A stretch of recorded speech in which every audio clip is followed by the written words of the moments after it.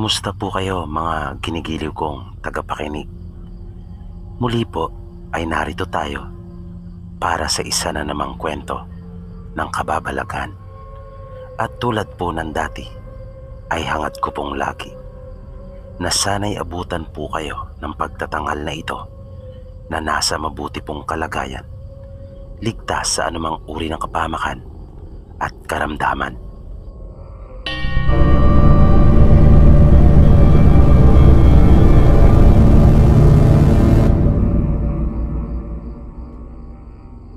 Isang maulan na gabi noon, Sir PB.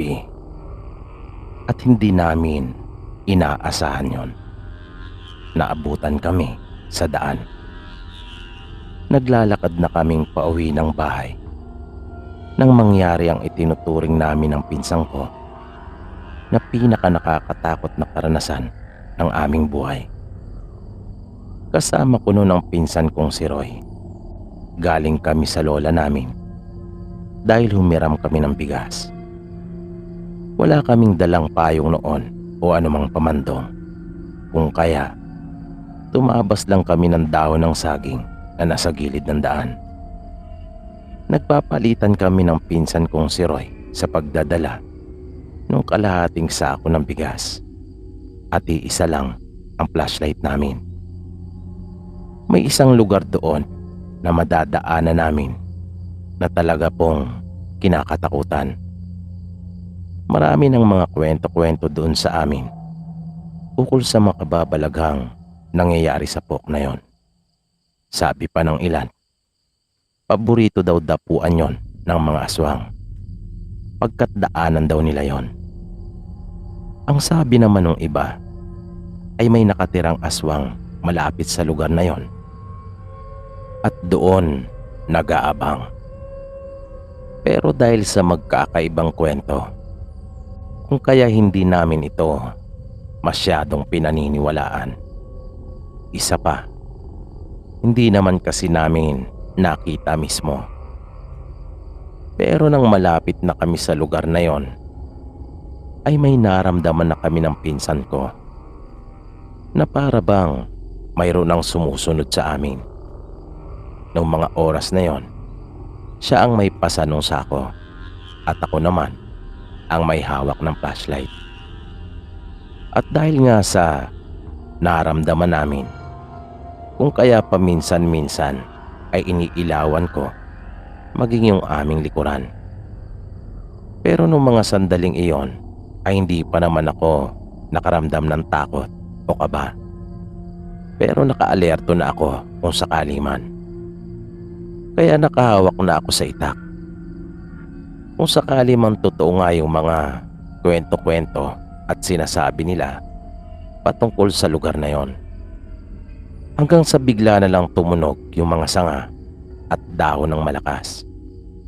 Nakasunod noon ay yung malakas din na pagpagaspas. Na kung ang lakas lang ng tunog ang pagbabasihan ay masasabi mo talagang napakalaki noon. Kung kaya nga napahinto kaming bigla ng pinsan ko at mabilis kong inilawan yung aming paligid. Pero wala naman kaming nakita. Kaya nagpatuloy kami. Ngunit bigla na lang kaming napahinto uli nang may makita kaming nakatayo sa gitna ng daan doon sa may unahan. At nang mapalingon kami sa likuran ay mayroon ding naroon na isa pa. Doon na ako kinabahan. Nagmagandang gabi kami at sinabi kong tao po. Pero hindi sumagot ang mga ito. Kung kaya hinugot ko na yung itak. Inilapag ko sa lupa yung dahon ng saging na pandong ko. Ibinaba na rin ng pinsang ko yung pasa niyang bigas at ipinatong dun sa dahon. At kanya itong tinakpan ng kanya namang pamandong. Binunot na rin niya yung kanyang itak at nagtalikuran kami. Dahan-dahan nang lumapit ang mga iyon at nang tamaan ng liwanag ng flashlight ay nakapagtatakang baboy na yung aming nakita. Samantalang hulmado talaga ang figura ng tao nung una namin silang nakita. Pero yung dalawang baboy ay kakaiba ang kanilang laki. At alam na namin nung mga oras na yon na hindi karaniwang baboy ang mga ito. Doon kami naniwala na totoo nga yung mga kwento na kumakalat tungkol sa lugar na yon. At dahil nasa magkabilang direksyon yung dalawang baboy na yon, kung kaya yung pag-ilaw ko sa kanila ay palit-palitan, na nang sunod kong ilawan yung isa ay bigla na yung naglaho. At ganun din yung isa pa nang ibalik ko ang ilaw sa kanya. Nawala na lang bigla ang mga ito, na hindi rin pati sila lumilika ng anumang tunog. Kung kaya masasabi mong hindi talaga pangkaraniwan ang mga ito. Nanatili pa kami doon ng pinsan ko at nakiramdam. Hindi muna kami kumilos. Hanggang sa bigla na naman silang nagpakita. At nasa figurang tao na muli. At ilang di pa na lang ang layo nila mula sa amin. Hanggang sa nakarinig kami ng mga tinig sa di kalayuan. At papunta ang mga ito sa aming direksyon. Mabilis na muling naglaho yung mga aswang. Buti na lang at mayroong mga napadaan din nung pagkakataon na yon. Dahil hindi ko talaga alam kung ano nang nangyari sana sa amin. Mula noon, tuwing pupunta kami sa bahay ng lola namin, ay hindi na talaga kami dumaraan doon at pilit talaga namin iyong iniiwasan.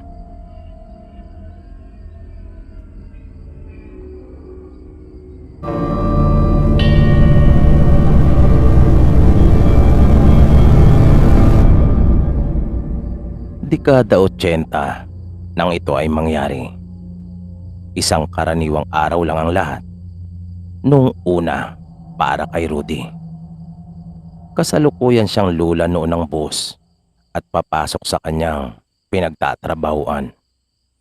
Nang bigla na lang naagaw ang kanilang atensyon nang marinig ang malakas na boses ng konduktor. Nang mapatingin doon si Rudy, ay nakita niyang pinapagalitan nito ang isang matandang babae at sinasabing nagpapalusot lang at wala talagang balak na magbayad. Pero mabilis naman iyong itinanggi ng matanda at sinabing nakatulog lang talaga siya. Ngunit ipinipilit ng konduktor na nagkukunyari lamang ito na nagtutulog-tulugan. May isang ali at mama na inawat yung konduktor at sinabing irespeto naman ito yung matanda at pagbigyan na lamang. At kung maaari ay sila na lang ang siyang magbabayad ng pasahe nito kung talagang wala. Pero hindi pumayag yung matandang babae at sinabing may pera naman siya at nakatulog lang talaga dahil sa sobrang antok. At inilabas pa nga nito ang kanyang perang pambayad. Umalis naman yung konduktor at sinunod yung pakiusap ng ibang mga pasahero. Pero hindi pa rin ito tumigil sa pagsasalita ng hindi maganda laban doon sa matanda. Hanggang sa nagsalita ng malakas yung matanda at sa nanginginig nitong tinig ay pumara upang ihinto na ng driver yung sasakyan. Bababa na lamang daw siya. At lalong nag-init naman yung konduktor at sinabing totoo nga ang kanyang hinala na iyon talaga ang estilo ng matanda.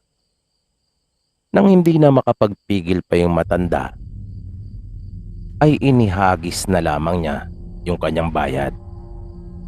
Pero bago pa ito tuluyang bumaba ay nakita ni Rudy na may iba pa itong sinabi, ngunit pabulong lamang.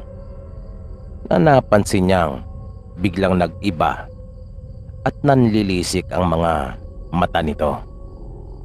At nang makababa na yung matanda, pag-andar muli noon sa sasakyan, hindi pa nakakalayo ay bigla na lamang napasigaw yung lalaki at hawak-hawak nito ng dalawang kamay ang magkabila niyang sintido. Nagtaka naman ang lahat ng taong naroon sa loob ng bus kung napapano ito. Hanggang sa napapayuko na ito sa matinding sakit na kanyang nararamdaman. At ang kapansin-pansin pa dito ay unti-unti nang lumaki ang kanyang ulo. Nakasabay noon ay lalo din namang lumakas yung pagsigaw ng konduktor. Halos lumuwa na ang mga mata nito at namamaga na yung mga ugat sa kanyang noo at sa magkabilang gilid nito. Kung kaya muli nang inihinto ng driver ang bus at lalapitan sana yung konduktor para tulungan at alamin kung anong nangyayari sa kanya. Ngunit bago pa siya tuluyang makatayo mula sa kanyang upuan, ay bigla na lang sumambulat ang ulo nito. Na napasigaw talaga ang mga tao dahil sa matinding pagkabigla. Nabalot ng hilakbot ang lahat ng pasahero. Nagtalsika ng mga dugo at durog na utak ng konduktor sa magkabilang gilid ng sasakyan at maging sa sahig nito. Pati nga mga pasaherong malapit doon ay nabahiran din. Nang karamihan ay natulala talaga at hindi makapaniwala sa kanilang nasaksihan.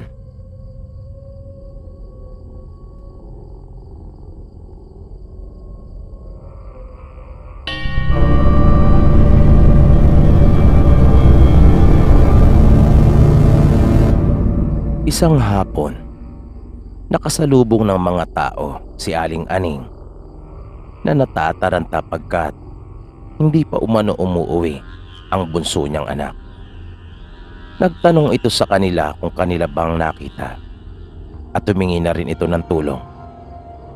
Hanggang sa halos abutan na sila ng hating gabi sa paghahanap. Kung kaya kanila na munang ipinagpaliban, maliban sa pamilya nila Aling Aning, na talagang hinanap nila ang bata at hindi sila tumigil. Pero bigo pa rin sila. Nang sumunod na araw ay nadagdagan pa yung mga nagboluntaryong maghanap sa bunsong anak ni Aling Aning. Nagiwa-hiwalay sila para mas marami silang lugar na mapuntahan upang maghanap. Hanggang sa napadaan sila sa isang kubo. Bahay iyon ng kababaryo nilang si Mang Istong. Nang makita sila nito ay agad na nagtanong kung ano ang mayroon at bakit magkakasama sila. Kaya sinabi naman nila ang dahilan. At tinanong nila ito kung kanya bang napansin yung bunsong anak ni Aling Aning na napadaan. Umiling ito at sinabing malabong makarating sa panig na yon ang bata, pagkat liblib na yung kinatatayuan ng bahay niya.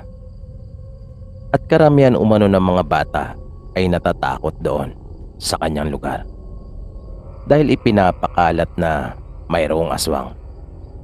At pilit silang napatawa at sinabi na lang na ginagawang panakot ng mga nanay. At nagpaalam na sila. Pero nang tatalikod na sila, biglang nakiusap ang isa nilang kasama na kung maaari ay makikiinom muna siya ng tubig. Na napansin nilang biglang natigilan si Mang Istong at nakita nilang nanlaki pa ang mga mata nito. At sinabi nitong wala pang laman ang kanyang banga pagkat hindi pa siya nakapag-igib. Hindi naman iyon kinagat ng lalaking namumuno sa kanilang grupo na si Mang Edgar. Nahalata na niya kasing para itong may itinatago. Kung kaya nagdahilan siya at umisip ng paraan para mapilitan si Mang Istong. Sinabi niyang baka meron naman kahit konti. Tutal naman ay isa lang ang iinom. Ngunit ipinagpilitan talaga nitong wala siyang tubig pagkat hindi pa nga raw siya nakapag-iigib. Nung mga oras na yon ay nagkakatinginan na silang magkakasama at nagkakaintindihan na. Kaya sinabi nilang magpahinga na lang muna doon dahil tirik na ang araw at kanina pa sila naghahanap. Kung kaya, pagod na ang marami sa kanila. Na magsasalita pa sana si Mang Istong pero inunahan siya ni Edgar at pumayag na magpahinga na muna sila. Sinabi rin nitong tamang-tama at kanila na rin umanong pag-igiban yung matanda. Kung kaya hiningi nila ang galon. Nung mga oras na yon ay hindi na talaga maganda ang kutob nila. Pagkat nag-ibang bigla ang ikinikilos ni Mang Istong. Parang bigla itong naging balisa. Pumasok ito ng kanyang bahay para kunin ang mga galon. Pero ilang minuto na nakakalipas ay hindi pa rin ito lumalabas.